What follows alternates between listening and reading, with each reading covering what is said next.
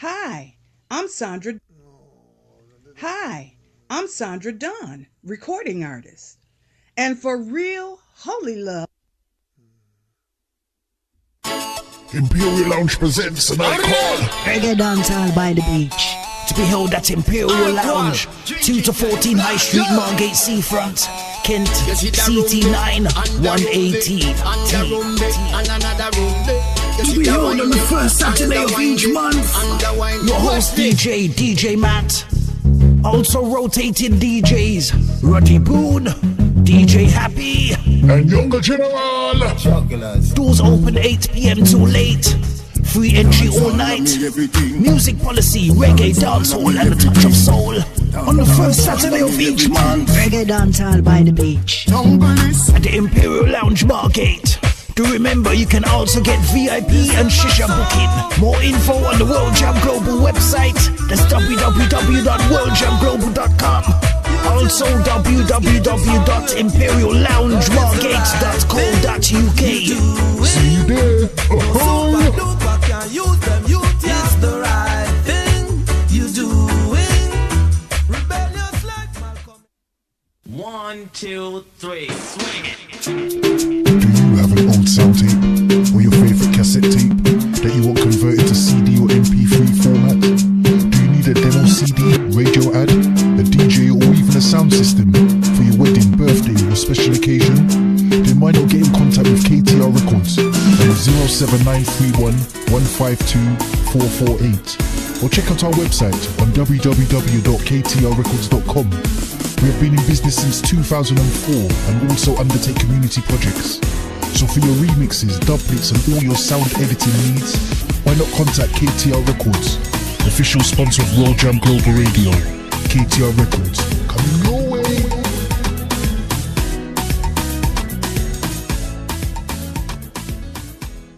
Sunday, May 27, 2018, GDS Entertainment proudly presents Grooving on the Hudson. That's right, Grooving on the Hudson. Memorial Weekend celebration. Music played by Road International. Selector Oxtail alongside King Shiloh International. All aboard the elegant Paddle Wheel Queens, One World's Fair Marina. Boarding 6 p.m. sharp from Flushing Queens certified Shea Stadium. And Miss Marina will be selling 7 p.m. sharp. Also, for tickets, People's Choice Furniture, Bronx, New York. Doris Restaurant, Queens, New York. G's Restaurant, Queens, New York. Also, WorldJamGlobal.com. Also, complimentary dinner prize and surprises. Come party with us.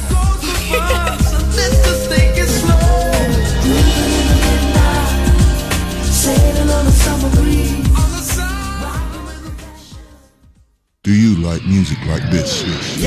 Great music all the time. Or like this? The music you love. Maybe this. Great music that makes you want to turn up the volume loud. Or life chat like this. Especially where human life is concerned. Surely, sooner or later, people will realize that lives actually matter. Then you're in the right place. Keep it locked to World Jam Global, where music is harmony. Music 24 hours a day, 365 days a year. Yeah, you're my World Jam. Hotter than them. See live schedule.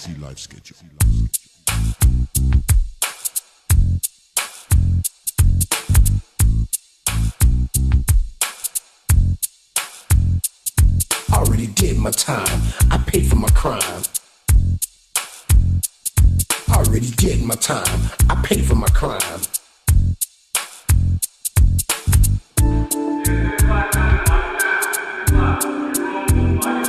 I already did my time. I paid for my crime.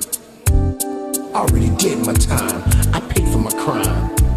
Well, it's another big good evening going out from me tonight, Curvin Julian, 6 o'clock Saturday night on World Jam Global Radio. It's another edition of Issues Today. Back in the day, I didn't really care about the system. It was all about survival. It was do or die. I had too many rivals. I was too young and foolish to stay in school. I learned my lessons in the street. There was not a man I couldn't beat. I was good with my hands and very quick on my feet. I was swimming in women. I had girls all over the street. I was getting money. Life was so sweet. Now things have changed. The whole game. I want to say a big good evening going out to Josiah White, Change, man. Mikey, Callie Bell, It ain't about being. That's another case that I really want to get onto. It all in jail. Big shout out going out to Mark Clements. Hell, already did my time. For my guest tonight, Latara Smith, private investigator, Getting my time. and activist. And tonight we're doing an update of the Keith Carnes show case. Pay for my crime. I was going to say Keith Carnes show there. Already did my time. I paid for my crime. Already did my time. I paid for my crime. I was a drug. But every Saturday night live on World Jam Global Radio, right here on Issues Today. I'm not proud of You got me, your host, Kervin Julian, and I'm live with another exclusive interview. I must admit, we deal with wrongful convictions, police brutality, unlawful killing, police corruption, wrongful convictions, and so much more. In fact, anything that breaches our basic human rights. We'll discuss it right here, live on World Jam Global Radio. Especially all you haters. Now please stand by. Get your feet up. Get yourself a cup of coffee. Relax. Because we got 2 hours of deliberation taking place right here. Already did my time. Paid for my crime. That's right. Already did my time.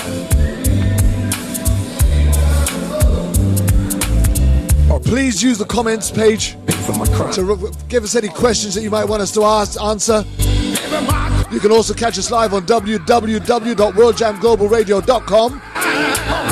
If you've got a smartphone, you can catch us on the iTunes app. I paid for my crime. You can get us on Facebook Live, either on my own page, World Jam Global Radio, or Issues Today. Live like an ordinary citizen again. This is my message to all of you. Can find us on Twitter, Facebook, worldwide, and the World Wide Web. I was good with my hands and very quick on my feet. Now please tell a friend to share this all over the place. Because tonight we're going to be talking some truth. Things have changed. The whole game has been real. The corruption, a changed man, that leads to an innocent man. It ain't about spending years, sometimes his entire life behind bars. Is a battle that we constantly face as people of color. Did my time. I paid for my crime. This might be something that we've got to the bottom of right here in the UK, or we don't see as much. But our brothers and sisters out in the United States of America pay for my crime. Have an ongoing daily battle against police brutality and wrongful convictions, simply because of the color of their skin. My crime. I was a drug dealer, sold more drugs than super. Now I know that we've featured this case before. I'm not proud of what I had to do. With Latara Smith at the helm. But tonight we're going to give you an update as we also review and discuss how this man happened to be incarcerated in the first place. The life I used to live, I wouldn't do it again. I was young and dumb. So if there's anything that you feel that you want to contribute or you want to add to tonight's discussion, and Billy the Kid had a lot in. Please use the World Jam Global Radio chat room or Facebook Live comments especially all you to put your comments in or questions in. Pay for my crime. Or even just your messages of support. Already did my time. I paid for my crime. Already did my time. We are going out live right across the world. Life in prison. From coast to coast. Wow.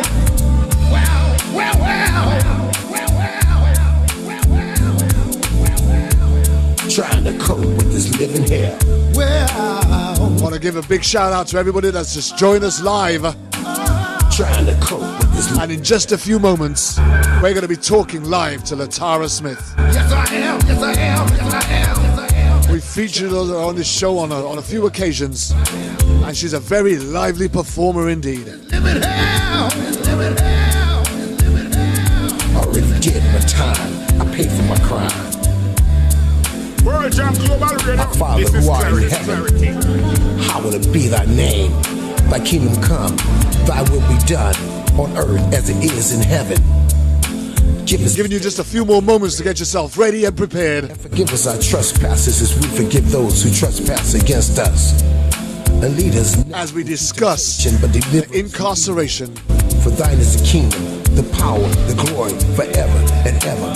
I'm in. Of Keith Carnes. Pay for my crime, pay for my crime, pay for my crime, pay for my crime,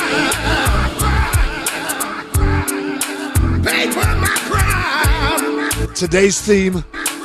All those drive-by killings, stop them. It ain't about nothing. Let me tell you the story. He who was out sin. With me, your host, Kevin Julian, alongside my special guest tonight, Try to get this felony off my back so I can get my life on track and have Latara Smith. like an ordinary citizen again. And yes, Yolanda McNair, I see you. We need to discuss the follow-up.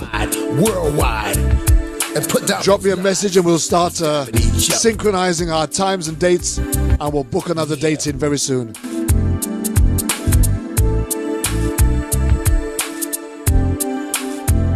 Good evening, Esther Hernandez.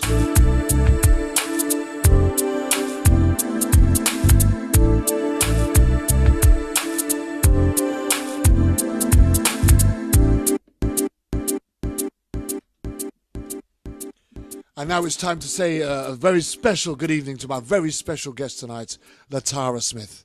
Good evening, or good afternoon, or good morning, to whatever your time zone is there. Latara, how are you?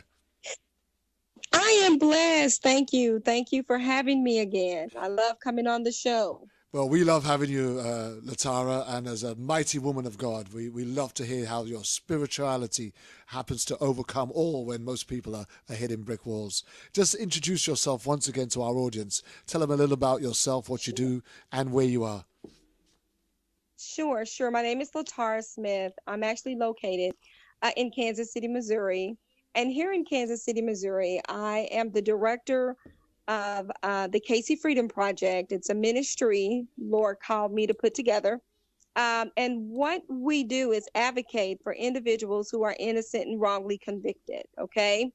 I've been an advocate for going on a little over 4 years now. It's when the Lord originally called me to do this.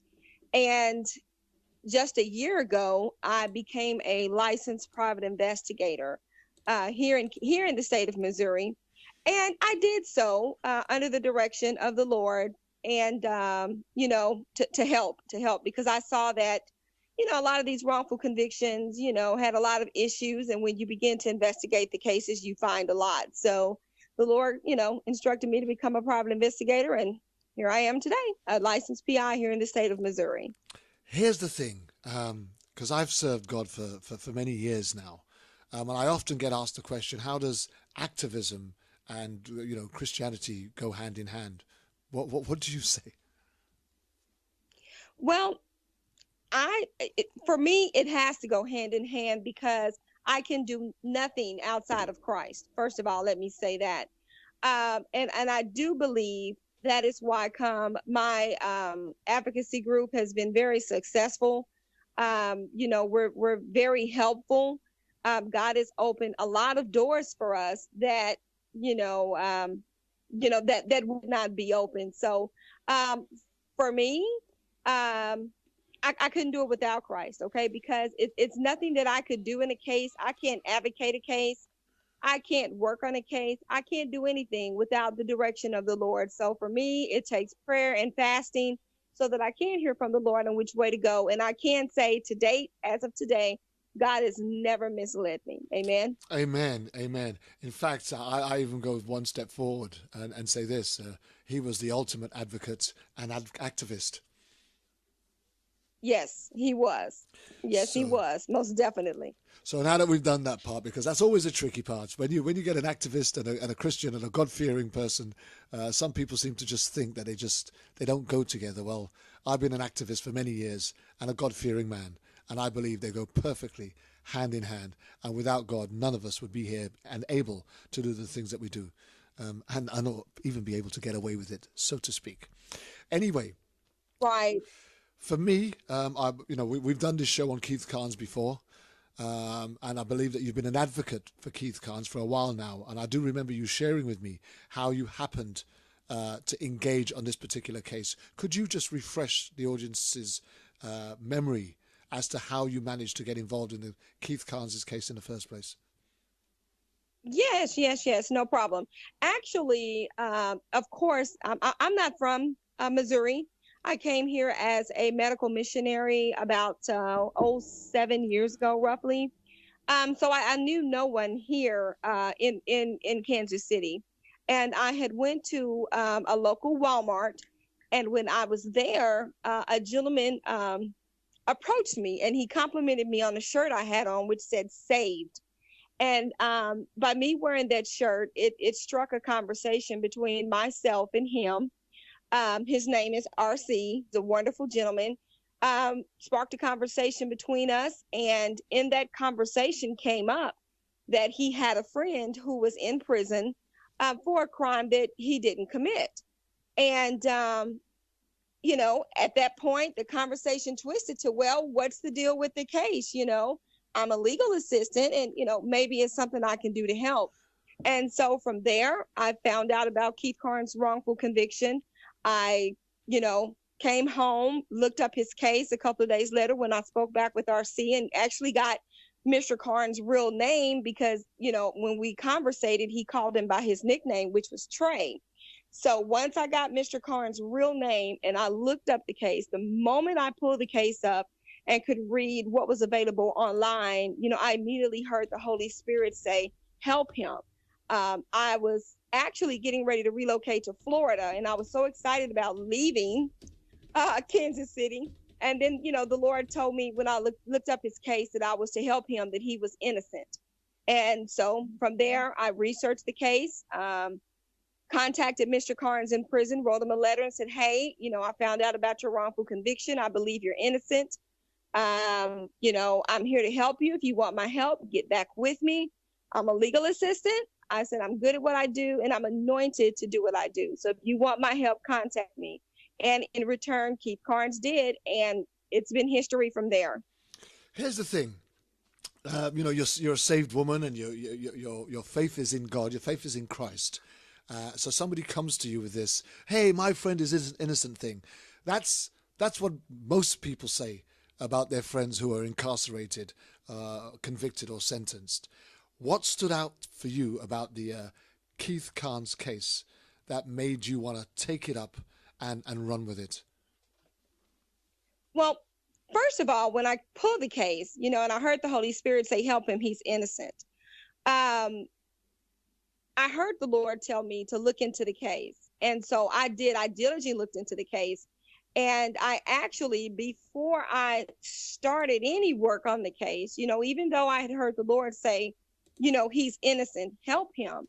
I prayed and I fasted for a long time, for a few months before I could even touch it, because, you know, I had to make sure that I was hearing from the Lord. And not only that, I had to get that guidance in that direction. I never do anything on a case without praying and fasting first. Okay. Now I'll get just a little more. I'm going to get real with you. I'm going to keep something 100 with you. At the time when the Lord assigned me to Keith Carnes' case, I was actually living in sin. Okay. I was committing fornication with a particular gentleman. Okay. And of course, you know, sin is fun and sin can be real good. Okay. Mm-hmm. But I knew in order for me to do what God had called me to do, which was help Keith Carnes, I had to get my life lined out. I had to walk out of sin because I would not be able to clearly hear from God and in which way to go with this case. And this was a first-degree murder case, you know, and I for sure needed God's direction. So I had to line up. I had to line up with the word. I had to, you know, line up to where I was being obedient in order for God to really be able to use me in this situation and in this case. So, you know, I do want to keep it 100 and say that and put that out there because that means a lot. You know, it means a lot, you know, you have to. Absolutely. The transparency, the honesty, the openness, and the willingness to share just tells me about your character and integrity, especially when we're talking about dealing with a case as intricate as Keith Carnes' case. So you went and looked into the case. Tell me, what was it about the evidence that you started to read that said to you, hey, there's something wrong here? Well, what I pulled up on the computer was very brief, but in reading it and reading the appeal documents that were online, You could see the inconsistencies between both eyewitnesses' statements. In Keith Carnes' case, there were two eyewitnesses that gave a testimony that the state used to give testimony to get him convicted, to convict him. And so I'm looking and comparing what one witness said versus the other. So right off the bat, if you have one witness say that Keith Carnes approached this gentleman in the parking lot of this restaurant, says he shoots him one time in the head and he doesn't turn him over. And then the other witness says he confronts the victim in the restaurant parking lot, turns him over, and shoots him probably 5 more times. Well, that's a big difference. Did he turn him over? Did he not turn him over? Did he shoot him once or did he shoot him 5 times? What does the physical evidence of the case state? Well, the physical evidence of the case, didn't add up at all, because the medical examiner's report totally refuted what both eyewitnesses testified to, whether it was turn him over, not turn him over, shoot once, or shoot 5 times, because they both stated that Keith Carnes approached the victim in that particular parking lot and shot him. Well, that's not so, according to the medical examiner's report. The medical examiner's report specifically stated the victim died as the result of a distant gunshot wound with no evidence of soot, stripling, or gunpowder. A distant gunshot wound is at least 2 to 3 feet away.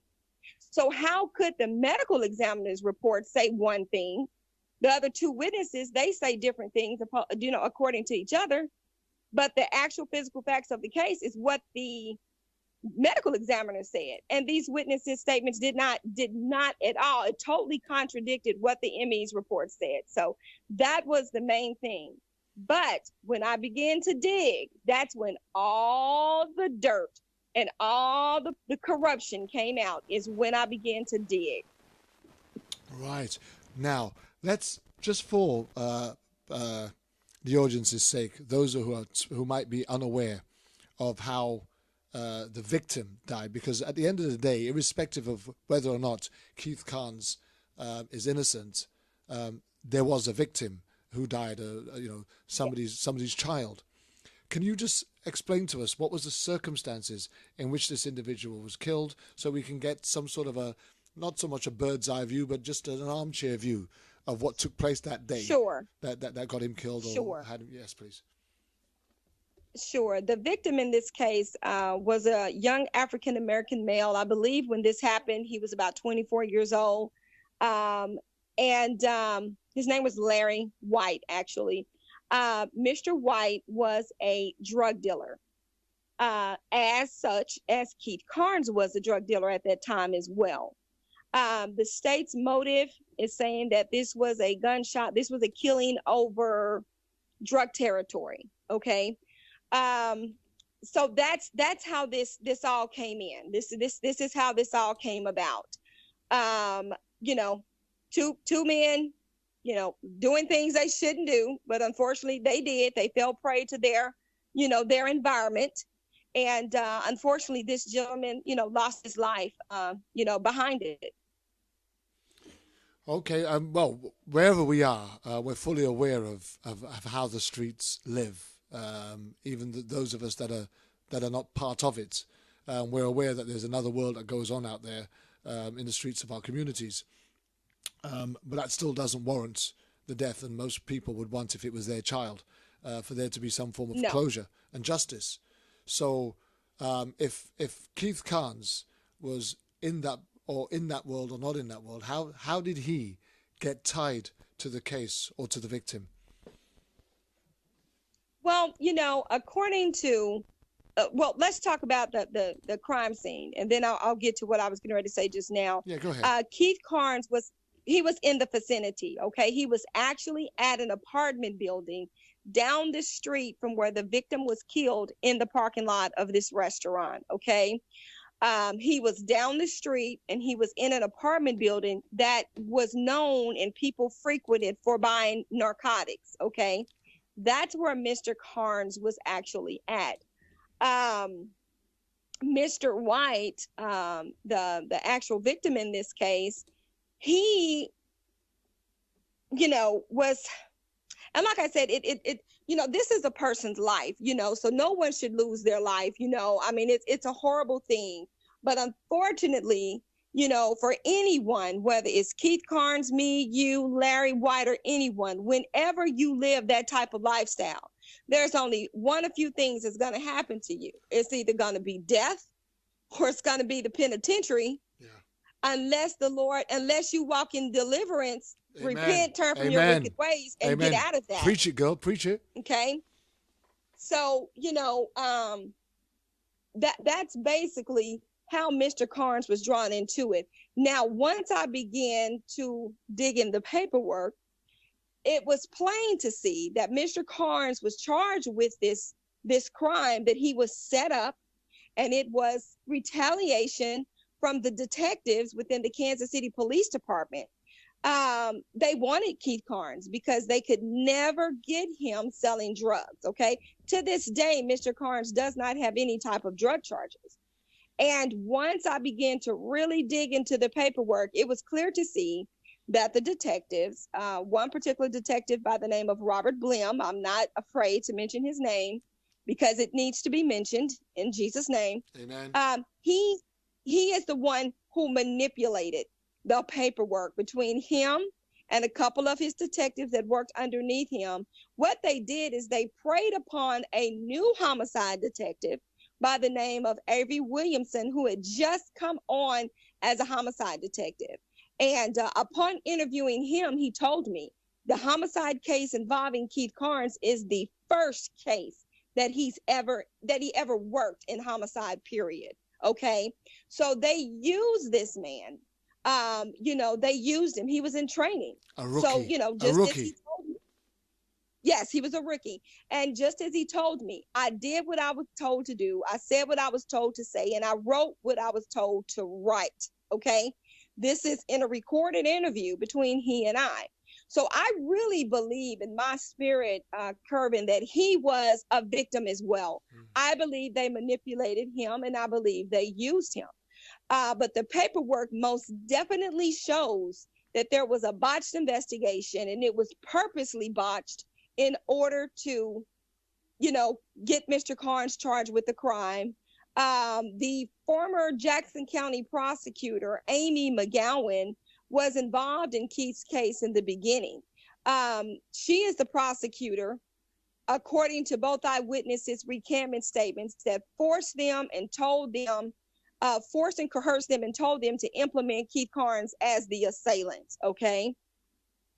So what you're actually, so what you're saying is that these people that gave their eyewitness statements and testimonies, they were coerced and cajoled and forced, if that's the right word, to point the finger at Keith Carnes. Yes, they were. Actually, one of the witnesses came forward by way of video. It's also by way of an affidavit. And she actually named who the real killer was. She actually stated that she pointed to the real killer, and the prosecutor told her, no, that's not who we want. We want you to say that Trey did it. You know, that's what everyone else is going to say. I mean, this is in her recantment statement, okay? Also, and so just to kind of show you this particular witness that we're talking about right now, just to show you how the police manipulated paperwork, in the statement of probable cause in Keith Carnes' case, the statement of probable cause that was signed by the rookie, okay, remember this, by the rookie, and submitted to the judge, you know, actually they took the witness's words and changed them. In her KCPD narrative investigative report, she specifically says, when they ask her these questions twice, did you see the shots? You know, and she says, I heard the shots. They come back again and they said, did you see, or did you see, as if they were trying to trick her up. And she still said, I heard the shots. Well, the new detective, the rookie, in his statement of probable cause, they turned her words around and presented it to the judge that she observed Keith Carnes shoot. And that is not what she said. She said, I heard the shots. They put in there that she observed the shots. Okay. So, you know, that's when you see trickery like that in the police paperwork, that lets you know that the police most definitely were involved. Did that particular individual, the witness, did she ever go on the stand? Yes, she did. She took the stand. There were only there were 3 witnesses that took the stand. 2 testified against them, and the other one, she said she couldn't remember. They tried to force her and get her to say some things on the stand, but she stuck with it. And something else, Kervin, that these police did, and this is something that they do all the time. They prey upon individuals who are bound in drug addiction. These women were bound in drug addiction. They were vulnerable. Some of them were bound in solicitation, and they go and they get these women, and they pressure them. When they pressure them into doing these things. Here's the thing, Latara. We witnessed here in the UK, a friend of mine, Satish, who I've had on the show on many occasions.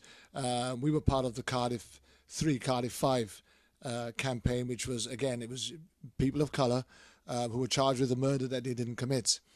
And they used 2 eyewitnesses who were street girls who were both hooked on drugs to give statements that they were not party to, but they gave the statements.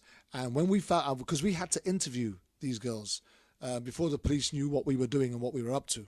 When we went to visit these girls were being kept in a safe house by the South Wales Police and being provided with money for drugs and alcohol to maintain their habit, to keep them in the condition that they wanted to keep them in, so that they will continue to tell the story the police wanted them to tell.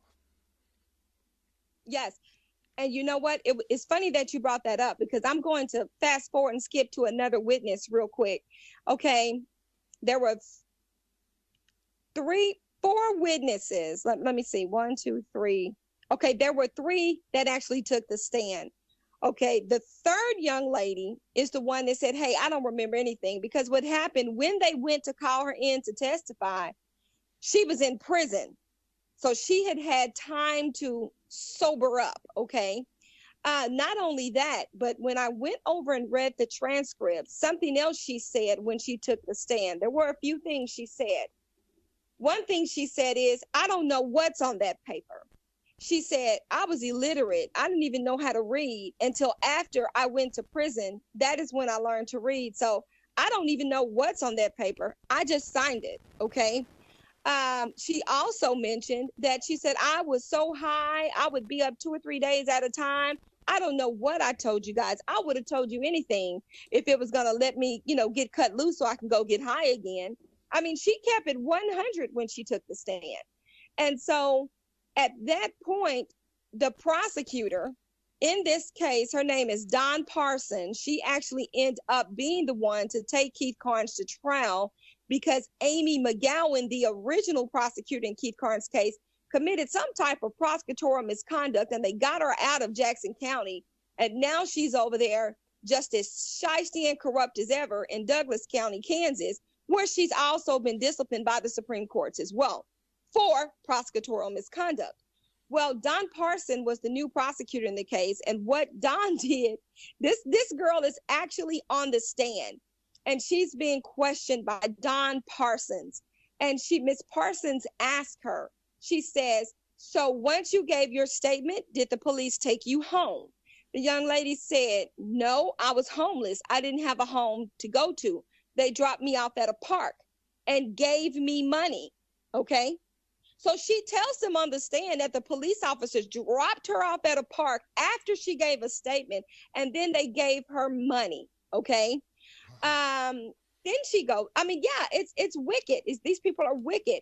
So then she goes on to say, that they dropped her off at a park and gave her money. So when I researched her, okay, because she also said I was wanted. I wasn't, I had warrants for my arrest. So I went and researched that and found out she did. She had an active KPS felony warrant for her arrest, just as the key eyewitness in this case did. Okay. So these officers will bring these women in.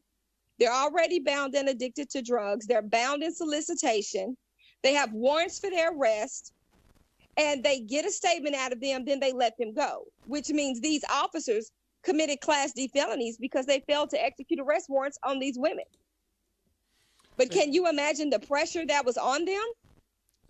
I can imagine the pressure that was on the girls, because at the end of the day, that's why the police use them. These people are dependent, or the police are dependent on their dependency on drugs or alcohol or whatever it is that they're dependent on, in order for them to be able to keep them captive and imprisoned in that very lifestyle. Right, so they continue to use them, and they continue to use these individuals for additional information on any. But yeah, what I can't get is how the justice system, or or the criminal system, just hasn't seen through this method yet, and denounced it for what it is, which is corrupt. You know what? Down here in Jackson County, Missouri, they see it. They just opt not to address it, and they let it go. There was another witness that actually did not take the stand in Keith Carnes' case. And when I contacted this lady, immediately when she spoke to me and she figured out what I was calling her about, she broke down crying. She says, "Oh my God, go get him out. He's innocent. He's innocent." And she told me that the prosecutor, Amy McGowan, gave her an 8-ball of crack cocaine to testify against Keith Carnes. And she said what she did is she took it from her and then she hid out where they could not find her.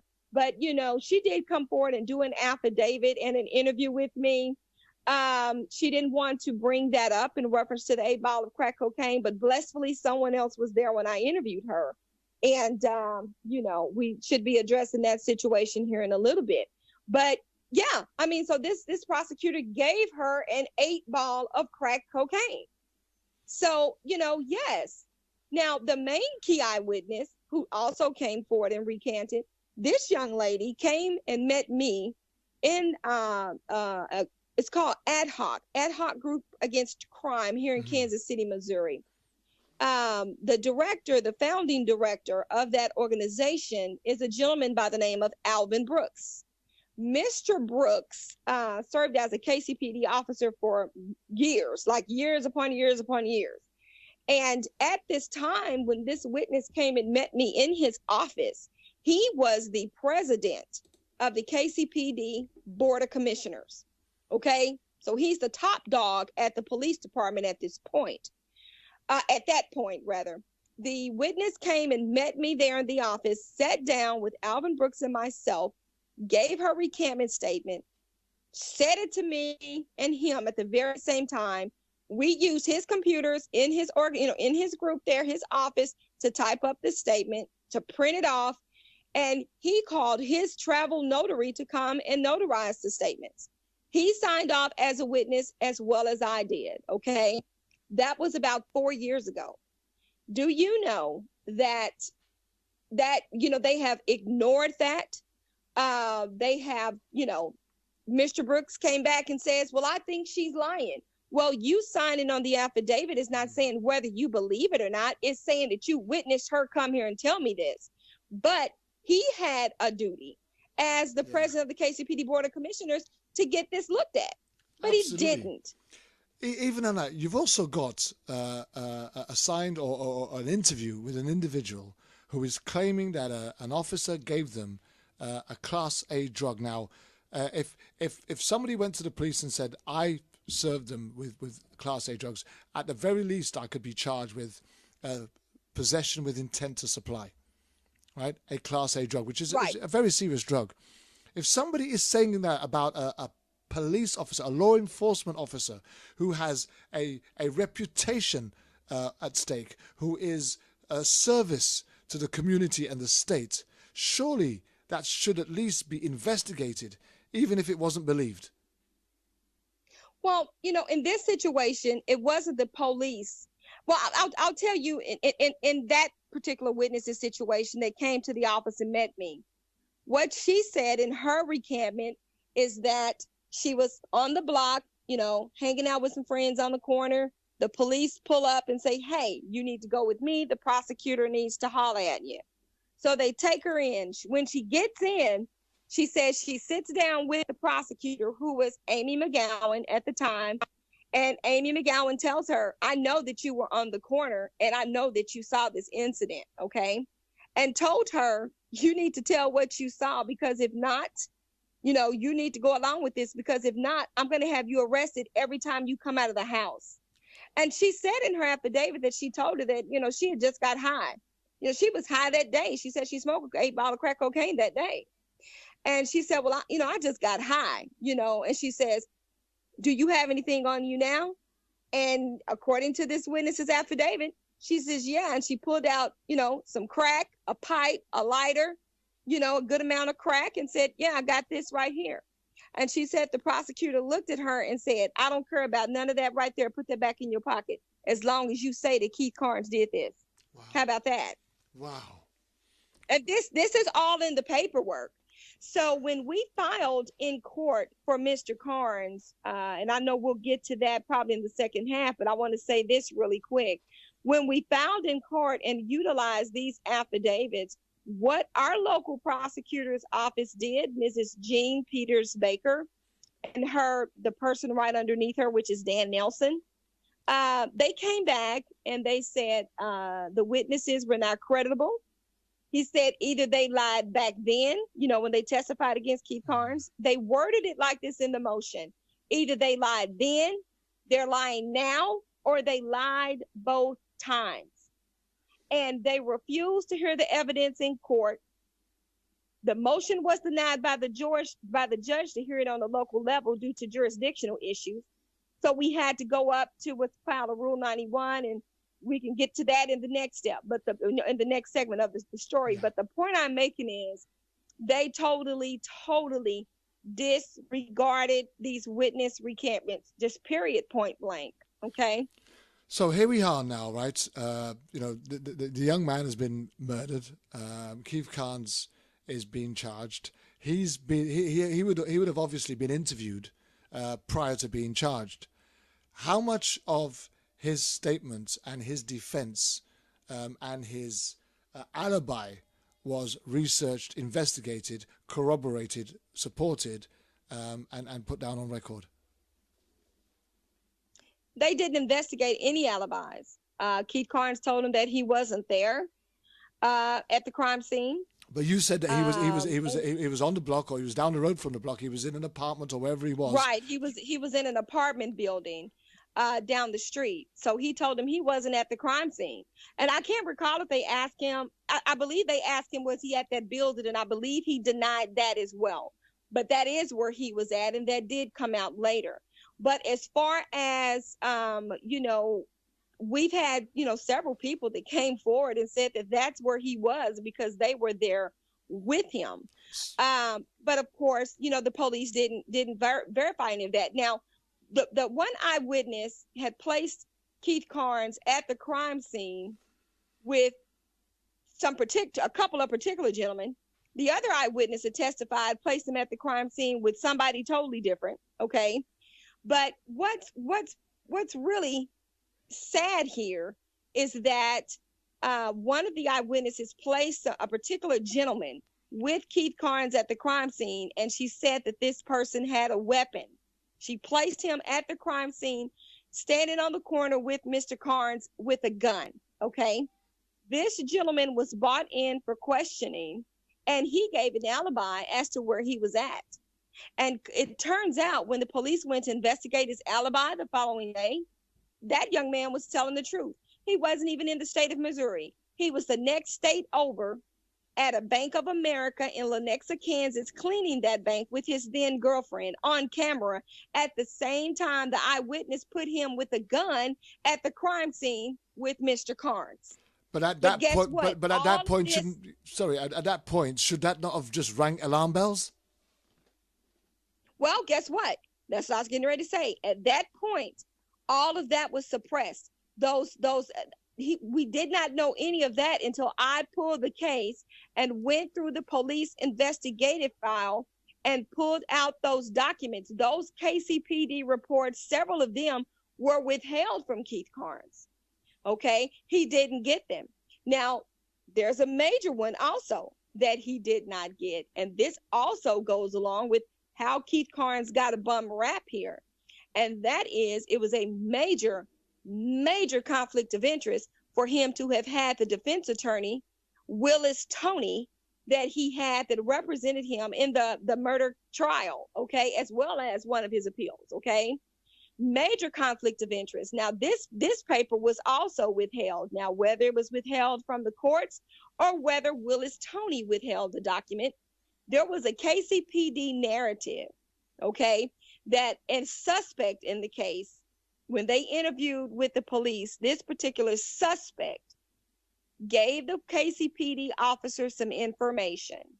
And what he said in his report is that Keith Carnes' attorney, hired counsel, had allowed him to review the discovery in Keith Carnes' case. Okay? Now, here's the amazing turn of events. This particular suspect has been named by not one, not two, but 3 different individuals as being the one who actually committed this doggone murder. So Keith Carnes' attorney had a client-attorney relationship with the suspect that's now been named as the killer in his case. So as I am reviewing that document, the Holy Spirit said, find the connection. There's a connection. So I look, and it took me a while, probably about a year, but I finally, by the grace of God, made the connection. And the Lord led me to a case that this same person had 4 hours away in another county. Okay, this suspect had a criminal case for drug offending, for drug selling, which is, what the motive of it, that the state gave in this case. This individual actually had Keith Carnes' attorney had represented this suspect, and we were able to get the paper trail, okay, to tie him in with that particular attorney. So there you have it. Keith Carnes' attorney from the beginning was selling him out. He really worked along with the actual suspect who was the actual assailant in this case. Okay? And there is a paper trail to prove that. Okay? There's a legitimate paper trail to prove that. So, how could his attorney really work for Mr. Carnes and this other person without having divided loyalties? You can't do it. Can't do it. Well, that's kind of where I was going to come next, because the question was going to be, what sort of a defense did he have, and how much of the police investigation did the defense actually challenge when you, with no disrespect, to have just literally gone through your stuff and your learning experience, and you've just become a private eye, can quite easily. And maybe it wasn't as easy as you make it sound. Maybe there was a lot of hard work got into you, but this would have been a seasoned professional. This would have been his bread and butter. Would have been what he did day in and day out, and he would have been able to listen to his client's information and then go and challenge the evidence that was being placed against him to try and convict him. So, what was the performance of the defense? Well, he didn't call one witness on behalf of Keith Carnes. There's been some other things came out that he's done. I'm not at liberty to speak about it right now, but I can say that when the poop hits the fan, prayerfully, this attorney will be disbarred so that he will not be able to victimize another one of his clients again, as he did Keith Carnes. There were so many things when I dug into this case that just, it was horrible. It was absolutely horrible. So Mr. Carnes was doomed from the beginning, from the police wanting him and their botched investigation to, the crooked prosecutor, to Keith Carnes' attorney, Willis Toney, who one time was an assistant prosecutor in the same office. It was bad. It was bad what they did to Keith Carnes. They literally, between all 3 of them, they set this boy up. They sacrificed this man's life is what they did. Literally, all 3 of them. From the police department, Detective Robert Blim, yes, I'm going to say his name, Amy McGowan, and Willis Toney, they are all part of the team that brought this. They're the reason for this wrongful conviction. And let me not forget to add Don Parsons in there, because Don Parsons is the prosecutor who took over the case with Keith Carnes and ended up prosecuting him. Well, there's been some evidence found to Miss Parson, asking the medical examiner to be quiet, told him, shut up. You talk too much. In other words, don't tell everything, because you have to understand there was 2 trials. The first trial, the medical examiner said it couldn't have happened. Okay. Mr. Carnes' attorney got a second trial because they presented the witness in the 11th hour and he didn't have time to question her. So they were able to get back in. Mr. Tony had to make it look like he was fighting in some form, shape, or fashion. They get back in a second trial, and then the medical examiner says, oh, it's a possibility. Well, between the first trial and the second trial, I was, I'm reading, I'm investigating, I'm pulling notes, I'm reviewing the prosecutor's file, and voila, there it is in Don Parsons' writing. Tell Dr. Gill to shut up. And it's in her writing. Well, what would the state want their expert witness to shut up about? Wouldn't you want him to say everything he had to say? I would think so. I would imagine so. But here's the thing. Keith Carnes is sitting there in his chair, I would imagine, in the dock or whatever position he held while he was in that court, listening to the evidence being presented against him, listening to his defense attorney supposedly attempting to defend him. In your communications with Keith, because obviously he's still incarcerated, has he ever expressed what his emotions were or his feelings or his thoughts were as he sat there listening to the attempt to defend him against this wrongful conviction? Yes. He describes it as, it went from being hurt to being angry to back being hurt to being angry, because he said they just literally sat there and just lied on him. Things that he asked his attorney to do, his attorney didn't do. And at some point, several times, Keith stood up and spoke out. And, the judge was like, hey, shut up, or I'm going to get you out of here, But he was like, Your Honor. And I felt so bad when I read the transcripts, because I could actually, by reading the transcripts, I could put myself in that courtroom at that time. Keith is like, Your Honor, I'm not guilty. I didn't do it. And then he's saying, Your Honor, I told my attorney to call this expert witness, And that was another thing. Keith Carnes' friend, the gentleman that I met in the store, RC, has been such a blessing to Keith. He retained Keith, a professional person, to come in and speak on his case, which was a well-known doctor by the name of Gary Rennie out of, I want to say, Ohio. And Mr. Tony, you just wouldn't believe it. He blocked this man from coming. I mean, it's so much that attorney did, okay? And he has the audacity to flaunt around here in Kansas City like he's God's gift to all the Black people whose cases he takes. And they don't know that he's screwing them. In my opinion, he's screwing them left and right, because we have so many people that reached out to me that said, hey, he sold me out. He tricked me to take a plea deal. He did this. He did that. You understand what I'm saying? And it's horrible. It's like he has a set of victims. Okay. And, I have no problem saying, and I'm sure, someone will hear this here in Kansas City, and they'll run it back to him what I said. And it is what it is. If you have a problem with me, come for me. I have no problem with that, because, the only defense to a libel or a slander lawsuit is the truth. So come for me. I've got the paperwork. Amen. But I'll say this. They all set Keith Carnes up, and it's sad. It's very, very sad. How long has Keith Carnes now been incarcerated for a crime that we believe he didn't commit? Keith Carnes has been incarcerated for 15 years now. 15 years. And that's an absolutely shocking position to find yourself in, when you are innocent, banging on doors, kicking in, trying to get whatever voice you can or set of ears to hear you in order to come and fight your corner. Now, right. Keith Carnes, at the time that he was convicted, right, having seen this battle collapse and fall apart before his very eyes, must have thought to himself, he's never going to get out of here.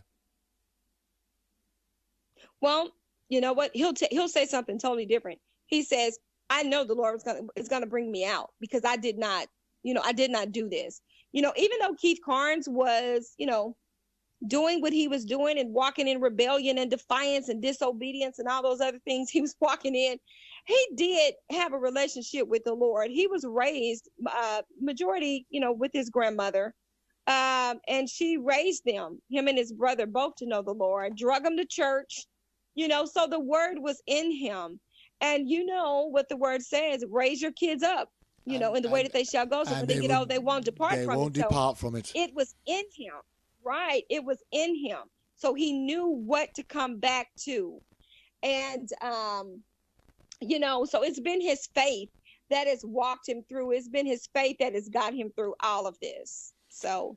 And here's the thing. Keith Carnes has never tried to make out that he's an angel, right? Oh, no.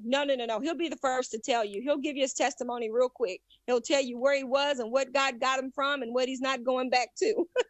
Amen. And, that's so encouraging because at the end of the day, nobody, he's not tried to make out that he was an angel. Yes, he made some poor choices, some bad choices, did some wrong things. Unfortunately for him, he didn't actually get caught often enough.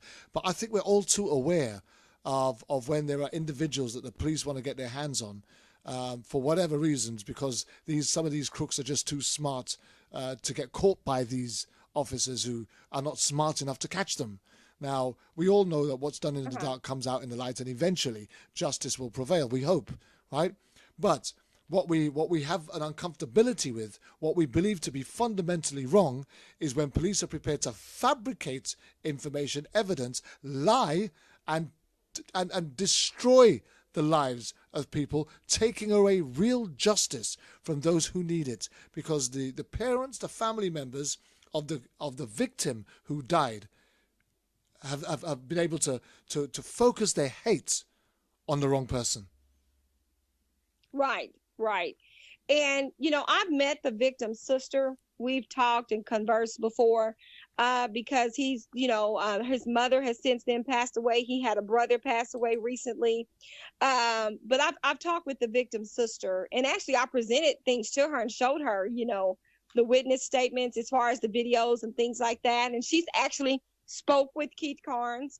And, last we did speak, she at some point believed that he was innocent. And I think she kind of wavers and goes back and forth with that. But the last time I spoke with her, she was saying that she wanted the right person in prison for killing, her brother. That's always the case. But at the moment, because they've got somebody in prison that's paying a price for it, that's the person that they can focus their hate on, because these people also need some healing. And we understand that. But the bottom line is the wrong. Oh, she did. She hated him. Yeah. She hated him. And then she said she began to hear in the streets that Keith really didn't do that. You would be amazed at how many people I've interviewed out here in Kansas City. Everybody will say that Keith Carnes did not do that. A lot of people will name the actual killer. Will they put it in writing? No, because they have a street code they go by, so they say. But I think it's ridiculous when we do have statements where someone has named the actual killer and our police department doesn't do anything about that. They won't investigate it. They won't pursue charging these officers with felonies that failed to execute arrest warrants on these witnesses. They came back and said all of the 16 complaints that I turned into them, they came back and said their police committed no malfeasance. How about that? Wow. And there's a legitimate paper trail. So here's the thing. Just before we move on to the second phase, why would we know you've already said that they were after Keith. They wanted Keith. They didn't have anything on him. They'd like to nail him for something, and this is something that they can nail him on. But once they found out who the real culprit was, or they had an idea of who the real culprit might be, with eyewitness and evidence to suggest that it might be that individual, what is it about this particular individual that they chose not to pursue? Well, according to information that I received from Hitting the Streets, he's a confidential informant. You know, I was going to guess that. I just didn't want to say it myself. Yes, I spoke to someone recently, and I know that this individual just got out of federal prison about a year ago. And I do know that, you know, people said he, you know, came to town recently and spoke in a case and, you know, ratted on some people someplace else. So he works for him, apparently, from what I've been told. But, you know, you almost have to look at that and say it's a big possibility that's true, because how is he so freaking untouchable? Yeah. You know, how is he untouchable? And it's you know, so I want to believe that there's truth to that. Here's the thing, Latara. We know what communities are like, and if you go into the community, you probably get closer to the truth. They know the ones, you know, certain people that get arrested, and you know, within a few months or a few weeks after they've been arrested, there's a whole pile of raids going on in particular local addresses of smaller crooks, etc. And then this person who should have gone to jail for some considerable amount of time comes back out and says, well, they didn't have enough evidence on me, they've dropped the charge. But in the meantime, after they were arrested, several people have been arrested since. Most of the people in the community know what these type of individuals are like. But what you can't understand is why the police will continue to pursue an innocent individual, have them incarcerated, fabricate the evidence, risk their career and possible imprisonment for themselves, right, if they were to be found out, right, just to cover up somebody who is a paid police informant. You know what? That's it. They think they are, you know, that they'll never get caught, you know, because they're big, bad, powerful men or women with badges. But the God I serve will always expose and reveal everything. He will expose and reveal everything. And that's what has happened in this case. Even speaking with the rookie detective, you know, he just outright says, you know, that, hey, you're on the right track. He says, you're walking up the right street. You're barking up the wrong tree, though, but you keep looking into this. He actually encouraged me to keep looking into it. And I would hear his voice saying, you're walking down the right street. You're just barking up the right tree. Keep looking. You're going to find something. And that's exactly what happened, you know. And he made it. I mean, that detective, who is no longer with the KCPD, he made it quite clear. He says, listen, they're not going to throw me under the bus. He said, if they think they're going to throw me under the bus, they've got another blank thing coming, because I'm not going for it. He says, I'm not going to allow them to destroy my credibility. I've worked too hard to get where I am now. So now, you know, he's no longer with the KCPD, but he's gone to school. I believe he got an associate's degree, then a bachelor's to a master's. I believe he might have just gotten his doctor's, but he is now an administrative, you know, over a school district, you know, the top dog over the whole school district. So, you know, I don't blame him. I would sing like a bird and tell on anybody too, because you're not going to get me. Because when I confronted him about the statement of probable cause, I said, you committed a felony, because this information is not true in this statement, and you committed a felony. When you presented this document to the courts, this sworn affidavit, it says here at the bottom that you can be, you know, you're going to be charged if you're committing a lie. I mean, if you're committing fraud in this document. And he goes on to say, I didn't do anything but sign that. I'm not the one that wrote that. That's when he said, I said what I was told to say, wrote what I was told to write, and did what I was told to do. Well, there we have it. If you have a statement of probable cause, okay, that is signed by someone, and that someone presents it to a judge, but he's not the one that prepared it, now do we not just have a tainted statement of probable cause because it contained lies? We have a defective one, because you cannot sign and submit something as a sworn statement that you didn't write. Amen. Yeah, absolutely. Okay. So, but of course, they've ignored all of this up until now. And what is so sad is that our local prosecutor, Gene Peters Baker's office, reviewed this case for 8 months. There was a prosecutor there by the name of, hold on, it's right at the tip end of my tongue, Dion Sanker. And, you know, when Dion got the case and investigated it, I just thought, you know, praise the Lord, we've got a believer in there. He's going to do what's right. He talked really good in the beginning, and he said, Latara, I'm going to look into this. And he actually did look into it for 8 months. Okay. He reached out to one of the witnesses and set up to interview them. And then, of course, didn't follow through with that.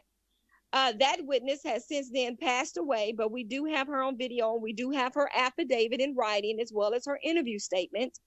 But when Keith Carnes' attorney went in to meet with them, they fought it. They opposed it. And it hurt my feelings, because when I talked with Deion Sanker, he called me back and he sounded real frustrated. He said, Latara, you know what? I don't care what they say. I'm going to tell you, he needs a new hearing. And that's exactly how he said it. Now they moved him up the ladder. I think he's in a little higher position maybe than what he was. And I bumped into him the other day, a couple of months ago, at the radio station where I host a show at. Mm-hmm. And he was there finishing up a show, being interviewed about this new conviction integrity unit here. And, when I speak to him, he's like, Latara, there's credibility issues. I said, Deion, come on, man. Come on. Credibility issues? There wasn't credibility issues when you all used the same witnesses to testify against Mr. Carnes and get him convicted. Are you serious? And it just disappointed. I was just disappointed in him because, it's just like we thought he was going to do right. And, hey, he didn't, but he's comfortable over there in his position, I'm sure. Well, Keith Trey Carnes deserves justice. He's been incarcerated for over 15 years for a crime that he didn't commit. It's plain and obvious that he's been stitched up, he's been let down, and he's been left to rot. And then along comes Latara Smith, faithful servant of God, approached by a fellow by the name of RC coming out of a shopping mall, who decides to take up his case. Yes. You then go on after your fasting and praying, decide that God has spoken to you. You hear God speak to you and tell you this man is innocent, and you start fighting for him. In order to fight for him, you start to look into the evidence. You start to dig up stuff. Now I want you to tell me how that journey started and what you did and what you uncovered and where we're going to go from here. So let's just start off with what was the first things that you started to do as you made the decision to start looking into this Keith Trey Carnes investigation? Well, first of all, I didn't know what to do. So I want to say that for anybody that is working on their loved one's case or trying to help them, it's okay if you don't know what to do, okay?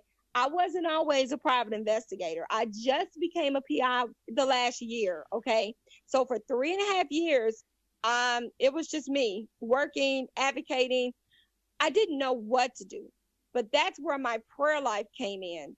I prayed and fasted and asked for direction at every turn and angle. I would ask the angels of the Lord to run before me and get me evidence, run before me and open doors.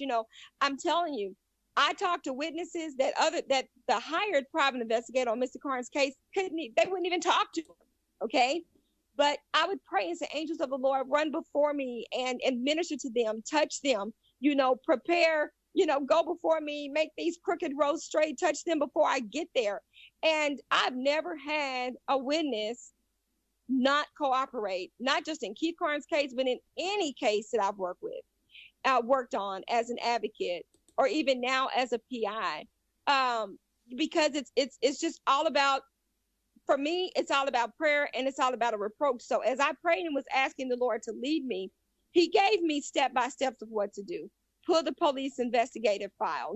First things first, Keith Carnes sent me his file. Okay, Keith Carnes sent me a lot of papers in his case. And so I was able to connect a lot of dots from there.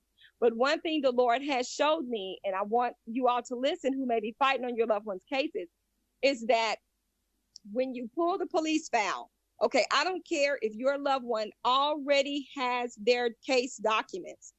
It could be 10 years ago that they gathered those documents, it could be 15, 20 years ago that they got their records from the courts. So I always ask everyone or tell everyone, pull your police investigative file again. And yes, it's going to cost some money, 9 times out of 10, but you're going to need those documents. Pull the court records again, and there are ways that you can request those court records and get a papyrus affidavit and get them where the courts will cover those costs. So, there were little things that God showed me to do, but you've got to. So what's to do is pull those records. So what's the significance of pulling them particular records? What's the significance for an amateur, a learner, somebody who's trying to fight for their loved one?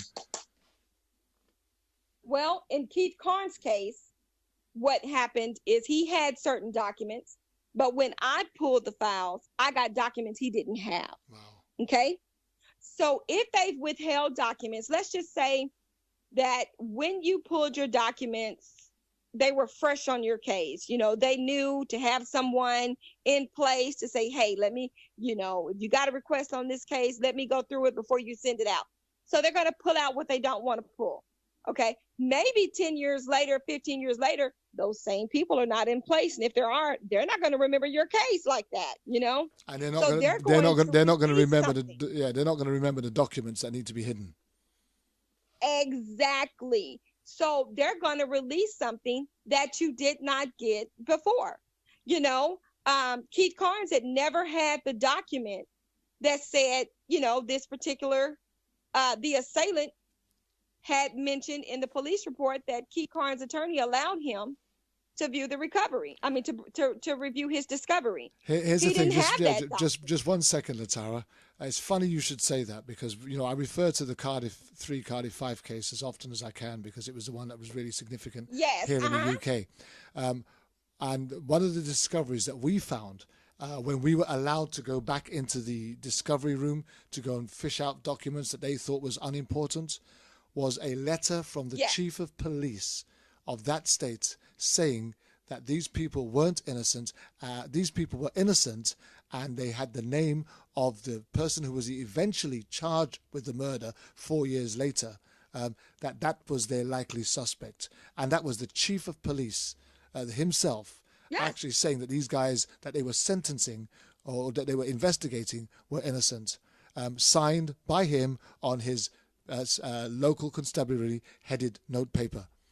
But that was never released prior to the sentencing and conviction. We were only able to find all of these documents after these guys were sentenced to life for a murder that they didn't commit. Again, likewise, as you've just said, because those that allowed us to go in there weren't part of the original investigation. So they didn't know what it was that they had to keep from us. Yes.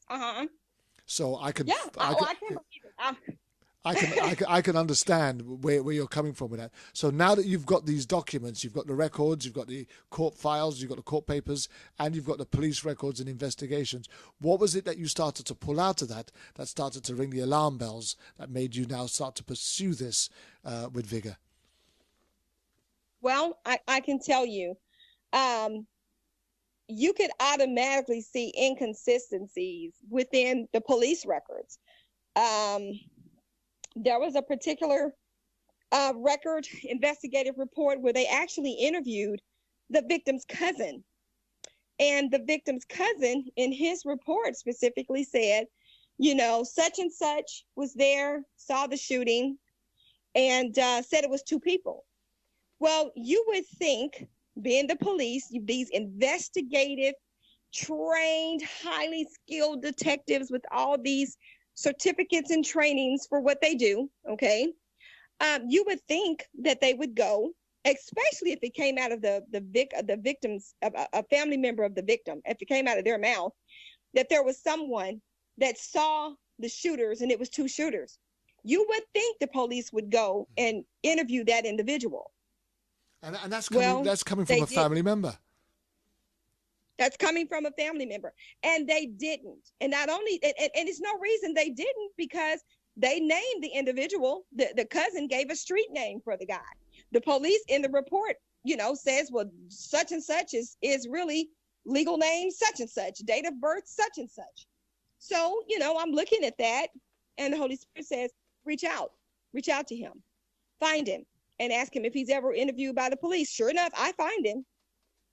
He was never interviewed by the police. So we get a statement. He gives a statement. And at that time, he says, I saw both shooters, and neither one of them was Keith Trey Carnes. I know Trey. He was my friend. Wow. Neither one of them was him. They've ignored that. Never went back and questioned him at all. Not period. I mean, there's so many other things with this case. You know, you have the medical examiner that has come forward, did a statement, did a video, and specifically said someone of Keith Carnes' stature, being 5'9", could not stand over a victim at close point range with an AK-47 type of rifle. He gives all of the measurements and everything. He says, and come up with the type of wound, the type, you know, that the victim had that caused him to die. He came forward and said that. He said it's not possible. And they've ignored that. Okay? I just want to go back. I just want to go back to one thing. I've now heard you on several occasions mention witnesses that refer to two people being at the scene of the crime when the victim was shot and killed. You've not said it once. I think you've said it 2 or 3 times now, at least, with different people who've given evidence or given statements or who have been spoken to. Yes. Who have said that there were 2 individuals at the time. So why has Keith Carnes been charged as a lone gunman?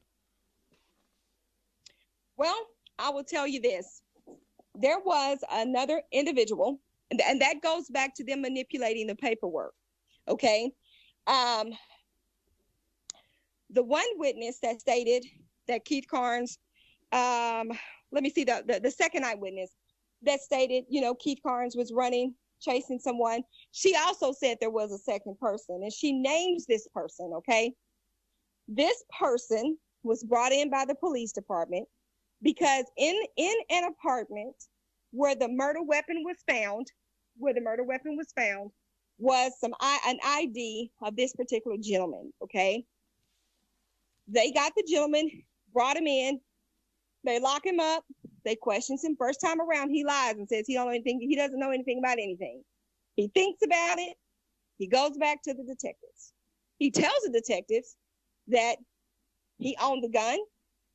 He brought the gun to the murder scene because it was at his sister's home and his sister didn't want it there. So he said it was his assault rifle. He purchased it for $250. He brought it to the crime scene. He had the words were a crackhead, buy the ammunition for him. The last time he shot the gun was in July, but that it was his weapon. Okay. And he brought it to the crime scene. Now, the police officers, okay, they get him for that. So he actually, now this is where the manipulation of the paperwork came, because they did a statement of probable cause on him. And what they said is, you know, where the one witness, they took her words and lied on Keith and said that she observed them, Keith Carnes, shoot the victim. This same eyewitness stated that this person, you know, who owned the weapon, who was there, who they found the ID, said that he was the one running with Keith Carnes. Okay. But in the statement of probable cause, they didn't say she said that. What they said is she put him in the vicinity. And that's not what she said. According to her KCPD narrative, she put him at the crime scene with the gun, chasing the victim with Keith Carnes. But in his probable cause statement, they said that she just placed him in the vicinity. So where they added her words to her statement against Keith, they took away words against this second person. Well, this individual never ever was indicted for the murder, was never charged with the murder, even though he was named as being one of the people running and shooting at the victim with Keith and admitted ownership of the weapon. They never did charge him, but he did get indicted by the feds for owning the murder weapon and served approximately 5 years in federal prison for the weapon. Now, this is where it gets sticky. When Keith Carnes was being tried, okay, the first time around, they didn't get him. Second time around, what they did is they came back and amended Keith Carnes' charges to acting in concert with this same person. But they never charged this person. So if this person has never been charged with the shooting or the killing of the victim, then Keith Carnes has been charged as being a co-accused of somebody who's not been accused. Yes. Is that what you're saying? Yes. So yes. And in fact, his conviction now is defunct, void, because if he is a co-accused and his co-accused has not been charged, let alone convicted, then he's not been the co-accused of anything. Literally. Well, this is the deal. They both should have been charged. They both should absolutely. have been indicted. If that being the case, and they both absolutely. should have stood trial for first-degree murder. No ifs, ands, or buts about absolutely. it. But, you know, if you're telling me that this individual was charged and served time for possession and ownership of the weapon that was identified as the one that was used to kill, he also admitted, confessed to bringing the weapon to the scene of the crime. He was finger pointed as being running away with Keith Carnes. At the end of the day, there should have been two of them charged and, if anything, convicted, serving time for the murder. But what you're saying to us is he was only charged and served time for being the owner of the vehicle, the weapon that was used to kill the individual, while Keith Carnes, who never had the weapon in his possession and has never been, there's been no proof whatsoever, right, to connect the weapon to Keith Carnes, is actually serving life for the murder, that the weapon that doesn't belong to him, that belongs to someone else who served time for owning it. Does that just sound like a whole pile of confusion? Yeah, and that's the exact deal. And there's something else that I left out that was real important. The actual assailant, okay? The actual assailant in this case, and this makes so much sense, you know, when you just really break it down and look at it. The actual individual who has been named as the assailant had a close relationship with the other gentleman who owned the murder weapon, had a very close relationship. Remember, I told you that the gun was at his sister's house and his sister didn't want it there. So he brought it there and had it at the crime scene. Well, the actual assailant, the one that's been named as the murderer, he was in a relationship with this gentleman's sister. He actually has a child by her. Wow. Okay. So do you see that? Do you see that? Now this is something else.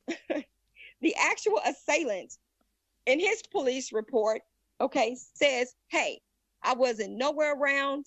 I was over to my girlfriend's house. I wasn't there, but I heard that Keith Carnes and such are the ones who committed this crime. He named a whole totally different person, but he threw Keith Carnes under the bus, you know.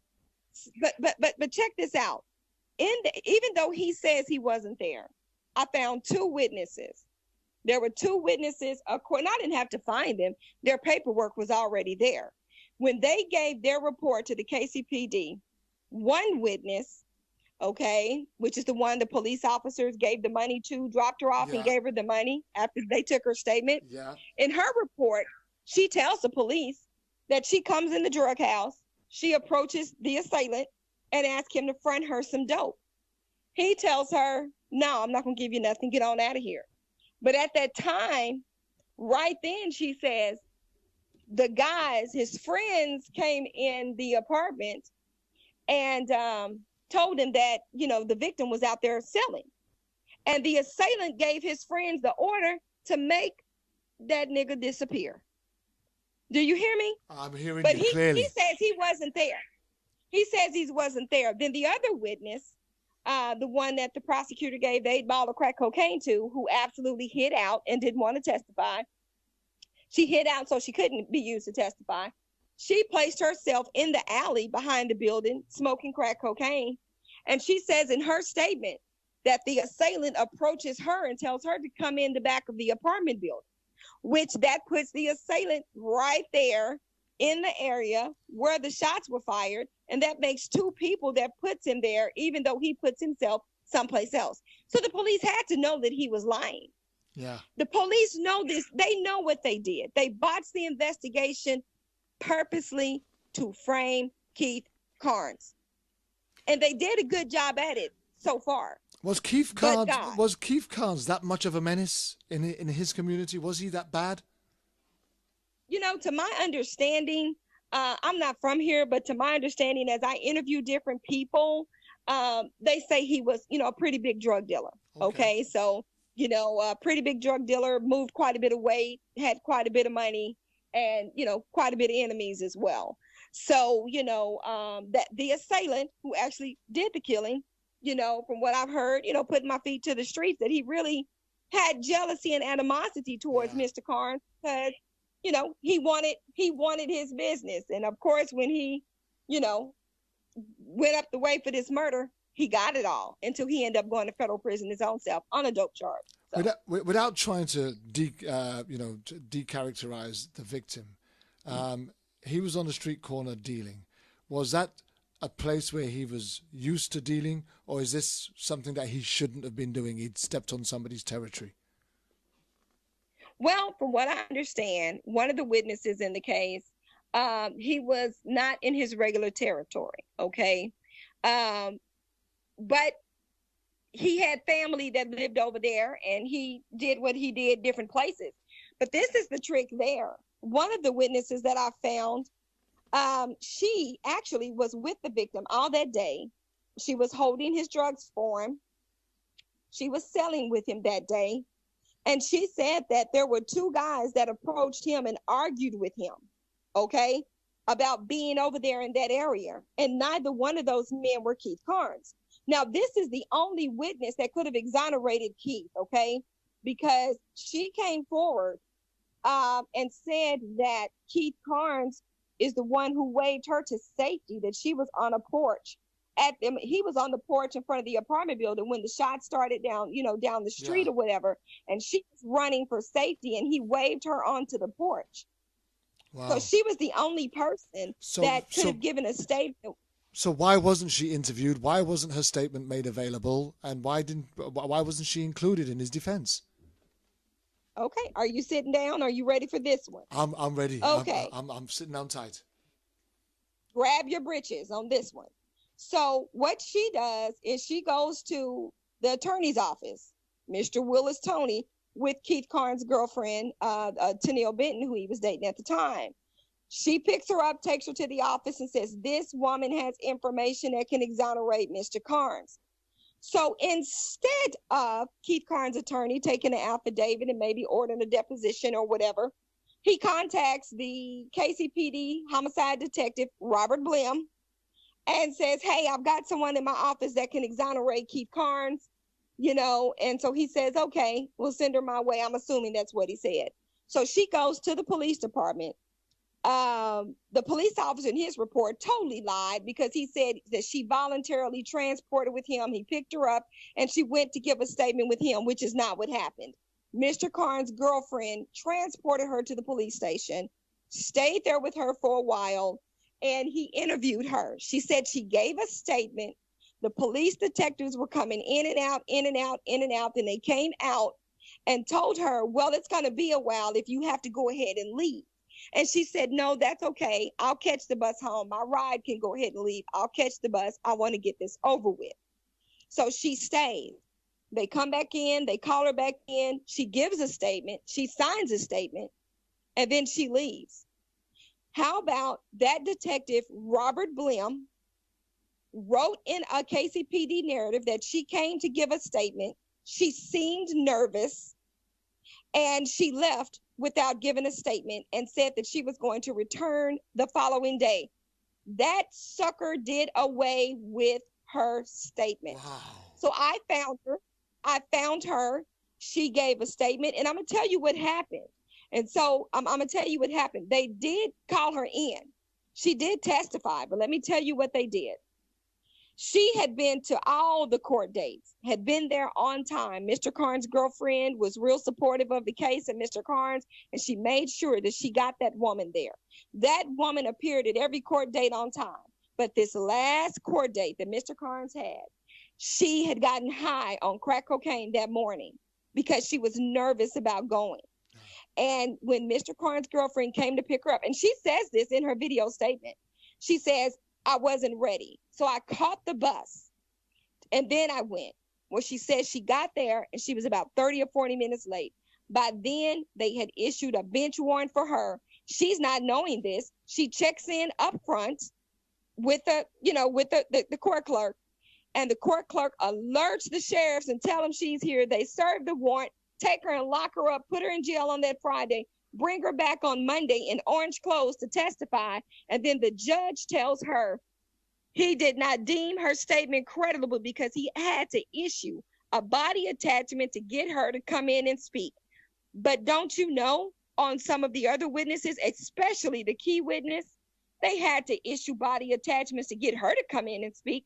But he deemed her credible, but he didn't deem the one witness in Keith Carnes' case that could have exonerated him credible. Do you hear me? I'm hearing you loud and clear. How much of this witness's statements and evidence is being used in this next phase that we're discussing now? Well, everything has already been used when his attorney filed the Rule 91, but there again, it was denied. So now Mr. Carnes has to go on to the Missouri State Supreme Courts, that's where it has to go. And that was a brief conversation that me and Deion Sanker, the prosecutor who had reviewed the case, who originally told me that he deserved a new hearing. Yeah. That's when he told me last time we spoke that, why come you guys don't go to the Supreme Courts? That's where his relief is. And my thing is, Deion, we shouldn't have to go to a Supreme Court. You guys have an ethical duty to investigate newly discovered evidence and make it known into the court. That is an ethical duty under the ABA Special Rule 3.8. We shouldn't have to go to the Supreme Court. Mr. Carnes shouldn't have to sit in jail longer. You guys have an ethical obligation to address this. Why don't you do your job? So now going on to the Missouri Supreme Court, that evidence will be presented to the Missouri Supreme Courts, as well as we have some more newly discovered evidence in the case, which I'm not at liberty to talk about. But I will say this, it's really sad that our local Jackson County, Missouri prosecutor's office refuses to do their job and leave an innocent man in prison. It's ridiculous. And they know that he's innocent. Trust me. As a matter of fact, just recently, one of the news stations here did a story on me and my ministry about pro bono investigative services. And they featured towards the end of that report a little bit about Keith Carnes' case, and they were doing a follow-up. That particular reporter by the name of Lisa Benson went out and interviewed Keith Carnes because she was getting ready to do a story on him and bring it out. And she went to interview Keith Carnes on a Wednesday. She talked with the prosecutor's office that day and set up an interview with the prosecutor's office on that Friday to discuss the Conviction Integrity Unit. They declined to talk about Keith Carnes' case, okay, of course. But they were going to meet with her to discuss the Conviction Integrity Unit. And so from that Wednesday, she was going to meet with them on Friday. Thursday, she was suspended from her job. Wow. Okay? She was suspended from her job. And I really believe that was some backlash and retaliation because they maybe didn't like the story that she did on me because it featured Keith Carnes at the end. And, some more things were getting ready to come out about Keith Carnes' case, And I believe our prosecutor, in my opinion, had hands in on that. I believe they made a call. I believe they, threw a little weight around. I believe they didn't want her to interview them about the Conviction Integrity Unit because, number one, they don't want people to really know about it. Number two, if it gets out that they have this unit, there's a lot of questions about this unit. Who's over it? Who's running it? Who's doing this? Who's doing that? What are the bylaws? What are the rules? And I don't think they wanted to be, they didn't want to talk about that. They don't want that information to get out because to me, it's a big sham. When I see the Conviction Integrity Unit here in Jackson County, Missouri, release somebody, then I can say, okay, I was wrong. You guys are trying to do something right. But until then, you're corrupt and you're a bunch of scammers. It is what it is. Wow, and that Lisa Benson apparently was, it sounds like she's been a reporter with them since 2004, right? She has. She's been with them for a very long time. And as I went to do some digging, because I did, I found that, she also, had some things going on with that same station for employment discrimination. Yeah, correct. I'm just so, yeah, I dug it up and found it. So, I mean, it's retaliation any way you look at it. It's retaliation, and that should not be. So, we're coming to her defense, and we'll be, protesting and we'll be doing a whole bunch of stuff to try to help her, because that's wrong. She's an investigative reporter. That's what she does. And that's what she should be able to do. Latara, you've been a private investigator for just around about a year or so now, maybe just a little bit longer, or etc. Yes. I would imagine that this case that you've got your teeth into, the Keith Trey Carnes case, is a very intriguing case. Is it time consuming? Oh, it has. I've worked on this case for 4.5 years now. I don't work on it as much as I used to because I have other cases, and it's pretty much, you never can stop investigating a case because someone is always going to reach out to you, and say something, and you always investigate every lead, but it's not as intense as it was before. I have other cases where, it's just like, wow, these people here in Missouri are so freaking corrupt. Like, it's just crazy. These people here in Kansas City, this judicial system is absolutely horrible. One of the guys who I kind of advocated for, I didn't do any legal work. Well, I can't do legal work anyway because I'm not an attorney, but, I assisted them with some advocacy. He just walked out of prison yesterday after serving 24 years. Amen. And there's no reason that he should have been there 24 years. You have to look up the case of Alvis Williams. Google his name and look up his case. This gentleman committed, I think, a couple of burglaries, and the maximum time on those burglaries were 10 years each. The judge just slammed this dude. And by the time the judge was through stacking all these sentences on him, that man got 80 years in prison. And it was a legitimate sentence. No one could go in there and change it, supposedly. The judge didn't do anything out of order, in what I'm saying, when it came to handing down this sentence. So he got 80 years for a crime where the maximum time was 10 years. Well, that is one thing our prosecutor did do. I do have to give her a little credit in this case. She did bring his case out about a year or so ago, talked about it, said it needed to be changed, and she did a package to the governor for clemency. Now, praise God, the governor signed. He walked out of prison yesterday. I interviewed him while he was in the car coming home. There's an interview on my Facebook page, an audio view, Facebook Live, and you can hear him talking about it. But, this stuff is political because check this out. Jean Peters Baker is the prosecutor. That presented his clemency package to the governor's office. Okay. She did that before our last governor went out of office. Well, this Governor Greitens that we have here in Missouri, he just had to resign and step down yesterday because of a sex scandal. Okay. So he just went out of office yesterday at 5:00 and he signed about 6 or 7 pardons for people. Well, he signed off on Alvis Williams, which is the clemency package our local prosecutor did. Well, our local prosecutor is now the special prosecutor assigned to investigate some of his scandalous stuff. God is good. So, of course, he's going to sign off. He might be trying to get a good few extra points with the prosecutor over here that's going to be prosecuting him. I hear that. But here, before we go off the subject, I just want to throw one thing out there. I would really love to do a show with you and Alvis Williams when I get back from my holidays.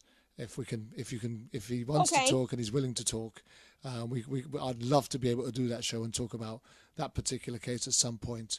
Because 25 years to have spent incarcerated you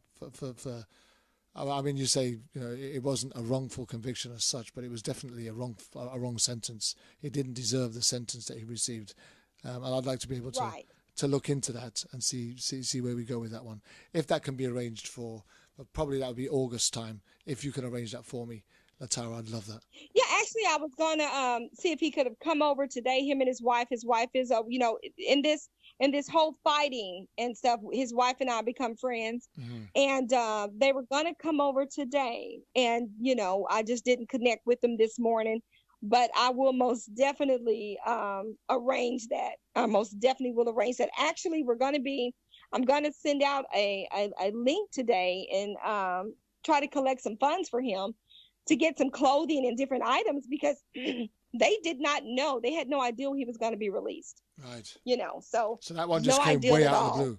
So here you have. I mean, we just want our audience to have a full understanding that sometimes we do go into things and we're hopeful. We're always hopeful, but we're not always successful. But then when we get these cases like Alvis Williams, where it's he's released and things are overturned, that's the joy of the Lord.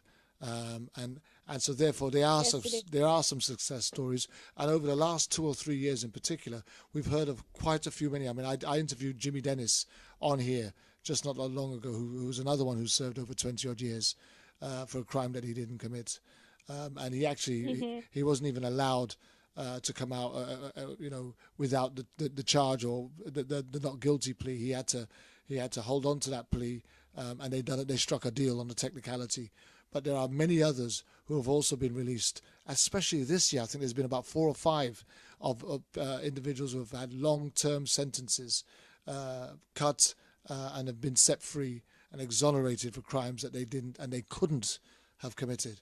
So, for every so many who are sentenced to crimes that they didn't commit, we do have the few successes, and that's really down to individuals like yourself, Latara, who works tirelessly, relentlessly in pursuit of the truth. So today we honor you. We haven't quite finished yet. We do honor you, and especially in the case of Alvis Williams, we honor you and we honor your work and we honor your efforts, and we just continue to pray you up, to lift you up, and to get God to guide you and protect you and bless you and continue to give you the power and the strength in order for you to pursue the truth in His name. So yeah, we celebrate the freedom of Alvis Williams and tell him that we celebrate with him right here in the UK as we continue to pursue the exoneration and the freedom of Keith Trey Carnes and many others like him. So now I've just got off track just a little bit. We've got off track just a little bit, and I think it was rightly so. We needed to share this information, this hopeful information of Alvis Williams, to give people who are listening the understanding that there is hope, even when police and corruption are rife in certain areas. There is hope. Yes. And when we've got freedom fighters like Latara Smith in our corner, because I'm telling you something, girl, if I go down for something that I didn't do, I'm coming for you. I'm coming for you. I'm sending for you. I'm paying your flight. You're coming over to the UK, and you're representing me, because there ain't no better fighter to have in your corner. Thank you. I'd come too. I know you will, girl. I know you will. So here we are now. So tell us where we are now with Keith Carnes. What's the way forward now? What's being done now to support him in his appeal? Well, with Keith, like I said, we do have some newly discovered evidence that has come in on the case. I can't go into any specifics, but it's powerful. And his attorney is getting ready to head back into the Missouri Supreme Courts. I believe that's what he's going to do. We have had a recent outpour of support. And that's a blessing, because that's really, really hard to get. So that most definitely is a blessing to make a difference. We have another attorney that is going to be coming on as co-counsel. That's in the works as well. So it's a lot going on for Keith. He's really, really blessed. Recently, he was transferred away. That's why he was not able to be on the phone today, because where he was at, he was able to access the phone at any time, and he could have done this interview, the majority of it with us. But they had a really bad riot at Crossroads Correctional Facility where he was at, and he was moved to a prison now 4 hours away from Kansas City. And so, you know, that's a good thing, because if his attorney decides to go into court locally with the newly discovered evidence and not go to the Supreme Courts, then he would actually be going now in a different jurisdiction than he went in before. So, you know, I don't know. There's a few good things going on for Keith. I guess he has those options to either go in locally with his newly discovered evidence or go on to the Supreme Courts and submit everything in one big whop and let them handle it. But once again, I'm going to say it's sad that he would have to go to another court when our local courts has a ethical duty and responsibility to address it on a local level. They could do that. They could do that. They didn't have to oppose that. You know, that's actually how Lamont McIntyre on the Kansas side, after serving 22, 23 years in prison, you know, he did much more time than Keith Carnes.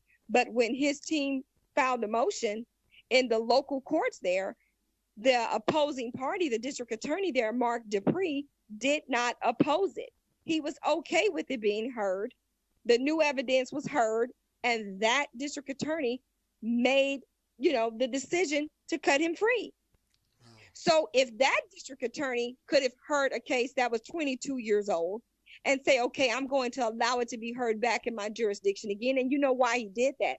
Because he obeyed the ethical responsibility that he had. He lived up to that. Why would our prosecutor here, Jean Peters Baker? What's so different? She could do the same thing, but she didn't because she doesn't want to. She didn't because it's going to expose some peers that she worked with. You know, it's going to expose her homegirl, Amy McGowan, because they both prosecuted in that office for years. It's going to expose Don Parsons, her other homegirl. You know, she doesn't want to expose her peers. She doesn't want that to come out. And that really is the real crux of what's going on here, right? Ever from the get-go. Yes, I believe so. Is that there's a little clique of officials from the district attorney's office right through to the police force, who are all connected with each other, who have all fabricated and corroborated, right, to convict Keith Carnes of a crime that he didn't commit. And if any of them was to be part of the fight to exonerate him, they'd actually be working towards convicting one of their peers or friends. It would also be, you know, hey, telling on each other, because they cover each other. They have a lot of dirt. It's a lot of stuff there. And they're not just connected in the same cliques. You know, I'm going to say this, you know, because this is my spiritual belief. They're not just connected in the same clique. Some of them are connected in the same witch covens, okay? Yes. Many of them are connected that way, okay? And this is all, trust me, a lot of this is all demonically connected. It is a lot of demonic connections. You wouldn't believe some of the things that I found out. But yes, they're more than just clicked up. They're witch covened up. Trust me. Yeah. And that's why what they're doing is not going to succeed, because it's nothing they can do that will overpower what my God can do. There's no door that they can close that my God can't open. It's nothing that they can do to cover up that my God won't expose. Amen. Okay. Because our darkness battle, can't override the light. Darkness cannot override, outdo, or outshine the light. It's just not going to happen. In Jesus' name. Our battle is not with flesh and blood. It never has been. Exactly.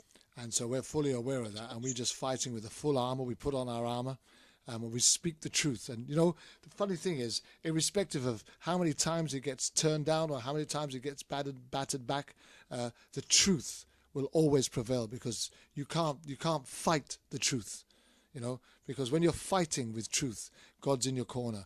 And you know, exactly. There was a portion of scripture that talks about that the glory of the Lord shall be your rear guard, because God's got our back. He actually has our back on this matter.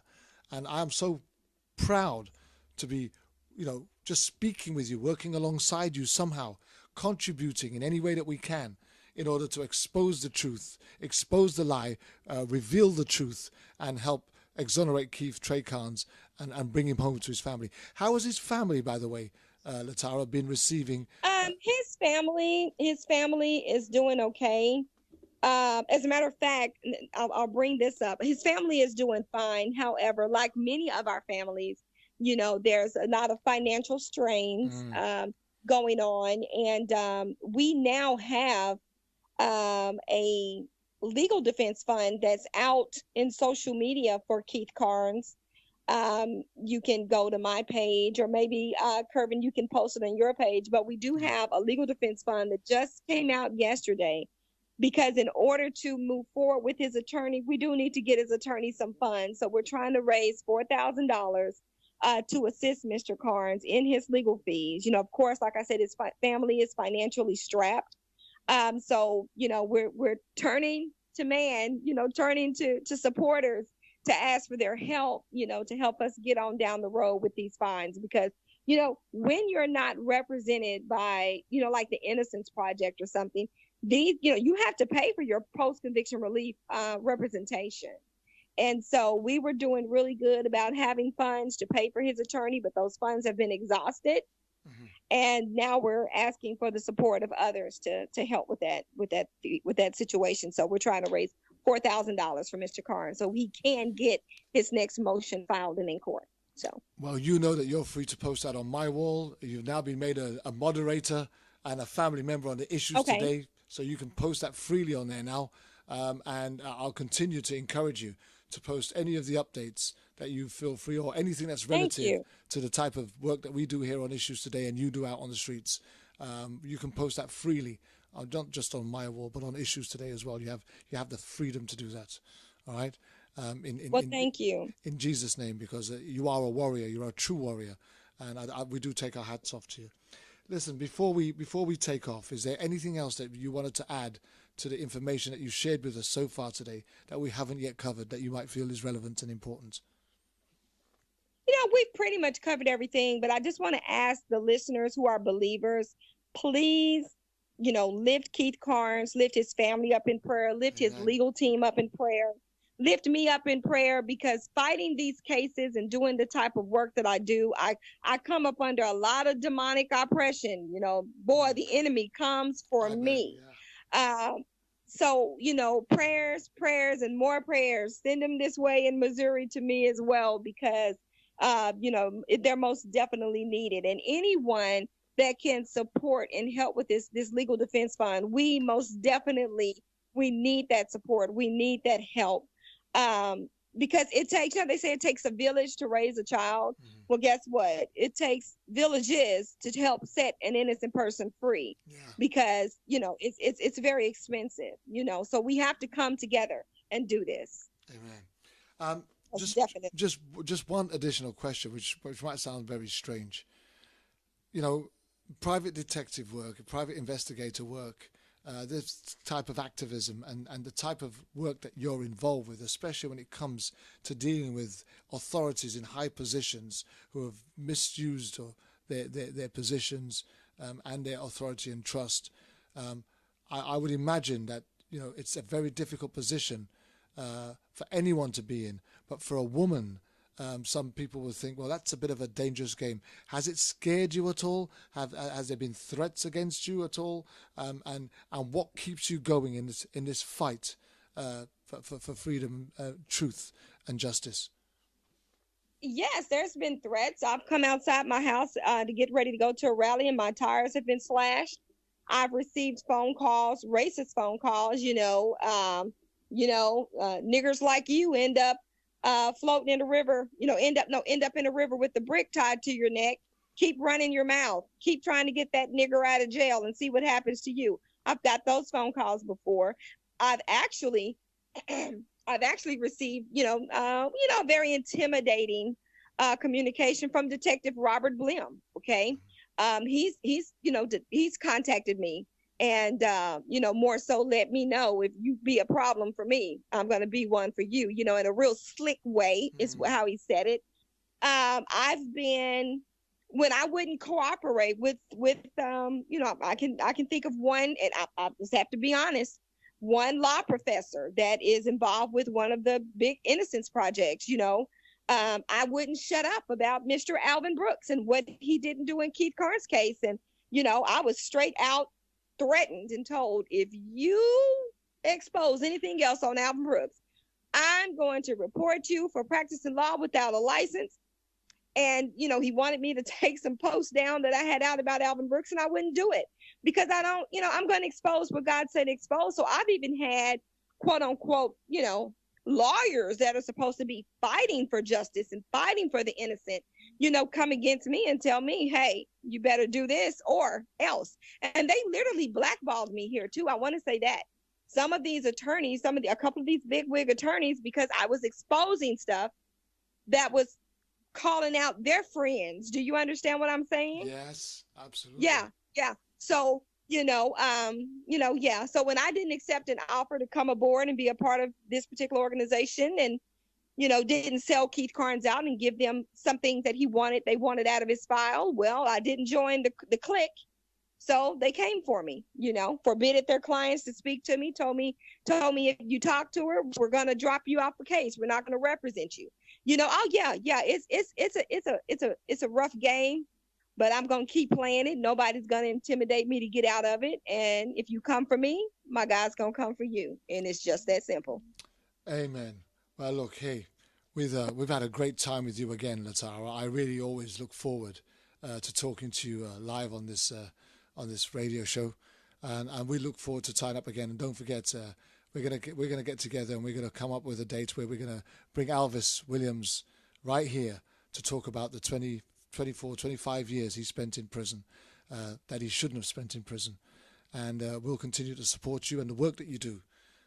So we're just really looking forward to hearing what next happens with the Keith Carnes case, and when that has been dealt with and you do have that information that you can share with us legitimately and legally, I can't wait to do that show. And the show that I can't wait to do most of all is the one where Keith Carnes is set free and we have him live on this show talking about how hard you worked to help him gain his freedom. Amen. Thank you. Thank you so much. And real quick, I've been chosen to do a reality show. We haven't dotted all the I's and crossed the T's yet, but I have been, it's in the works. I'll say that it's in the works. And this show will focus around wrongful convictions. Well, I'm looking forward to hearing that and being involved in that and supporting you in any way that we can. Please use that. We stay in contact all the time anyway, Latara. We do speak a lot. We do, contact each other often enough. So I'm quite sure I'll be updated with when that will be and what's going to be happening next. But for now, Latara Smith, I'd just like to thank you for what you've had to share with us today. And I hope our audience have really enjoyed. I suppose enjoyed is the wrong word, but have been educated about just how corrupt the criminal justice system is out over there and how hard people have to work in order to set innocent people free. That's it. Amen. Well, thank you. Thank you for having me again. Well, I'm always going to have you, Latara, and we will catch up real soon. God bless and take care. And I just want to thank all our listeners who have been involved, who have been taking part and sending in their comments, listening, watching, and supporting. We're really looking forward to seeing you again. And don't forget, next week, I have another update, this time with Shannon Helton, and we're going to be looking at the Chris Helton show case, shall I say, another person who's been serving life in prison for a crime they didn't commit. Join me here next Saturday night on Issues Today on World Jam Global Radio. My name is Kervin Julian on World Jam. We're out of here. Imperial Lounge presents an icon. Reggae dancehall by the beach. To be held at Imperial Lounge, 2 to 14 High Street, Margate Seafront, Kent, CT9 118. To be held on the first Saturday of each month. Your host DJ Matt.